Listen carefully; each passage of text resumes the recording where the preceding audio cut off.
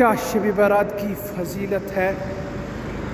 کتنے حدیثوں میں شب برات کی فضیلت بیان کی گئی ہے؟ چلو اس ویڈیو میں ہم دیکھتے ہیں. ویڈیو پسند آئے تو ویڈیو کو ضرور شیئر. سوال نمبر 1، شب برات کی کوئی فضیلت ہے؟ جواب ہے یقیناً ہے. شب برات کی فضیلت یقیناً ہے. یہ فضیلت کہاں ہے؟ جواب ہے حدیث کی تمام کتابوں میں. حدیث کی تمام کتابوں میں. اس میں ترمذی شریف میں حدیث ہے، ابن ماجہ شریف میں حدیث ہے. حدیث کے راوی حضرت ابوبکر صدیق ہیں، حضرت معاذ بن جبل ہیں، حضرت ابو موسیٰ اشعری ہیں، حضرت ابو ہریرہ ہیں، حضرت علی رضی اللہ تعالیٰ. حدیثیں کتنی ہیں؟ تقریباً 10 یا 10 سے زیادہ حدیثیں. حدیث کی کون سی کتابوں میں ہیں؟ کہ حدیث کی اہم ترین کتاب ہے ترمذی شریف، اس میں موجود ہے. حدیث کی اہم ترین کتاب ہے سنن ابن ماجہ، اس میں حدیث موجود ہے.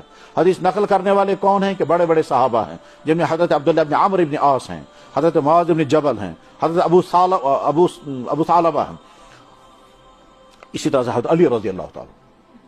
ان حدیثوں میں سے کچھ حدیثیں بہت کمزور ہیں، کچھ حدیثیں درمیان درجے کی ہیں، کچھ حدیثیں بالکل صحیح ہیں.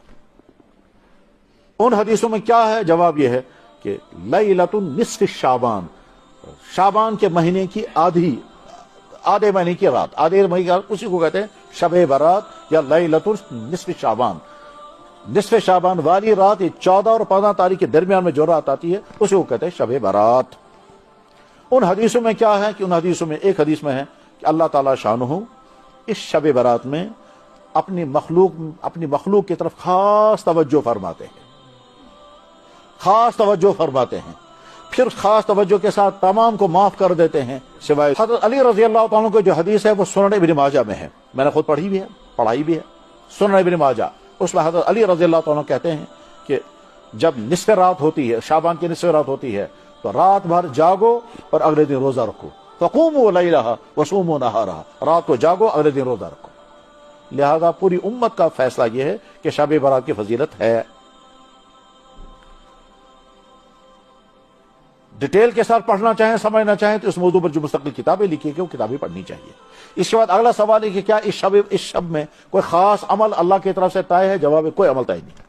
یہ آدمی کو خود طے کرنا ہے مجھے کیا کرنا ہے. اور اعمال کتنے ہیں؟ کہ اعمال ہیں نمازیں، تلاوت، تسبیحات اور دعائیں، 4 عمل ہیں. آپ نمازیں بھی پڑھیں جتنی چاہیں پڑھیں، صلاۃ الحاجت پڑھیں، صلاۃ الحاجت پڑھیں، نماز استخارہ پڑھیں، نماز استغفار پڑھیں، جتنی چاہیں نمازیں پڑھیں. اللہ کے نبی علیہ السلام تو کبھی نمازیں پڑھتے تھے ان کے پاؤں میں ورم آ جاتا تھا، حتیٰ تورمت قدمہ، یہاں تک کہ پاؤں مبارک میں ورم آ جاتا تھا. ساتھ میں رات میں جب عبادت کریں گے تو اس میں ذہن میں رکھنا ہے، بس یہ بات اچھی طرح سے ذہن میں رکھ لیجئے، جس وقت نماز میں ہم کھڑے ہوں اور بالفرض کمرے میں اندھیرا ہو تو اس وقت تصور کریں اللہ کی طرف سے اس وقت اعلان ہو رہا ہے، هل من سائل فاعطی، کون مانگنے والا ہے میں عطا کروں گا. یہ ہر رات میں اعلان ہوتا ہے، یہ حدیث بخاری میں ہے. ہر رات میں اعلان ہوتا ہے، یہ حدیث بخاری میں ہے. اور شعبان کی رات میں اعلان ہوتا ہے، یہ حدیث اس میں ہے جس میں ابھی میں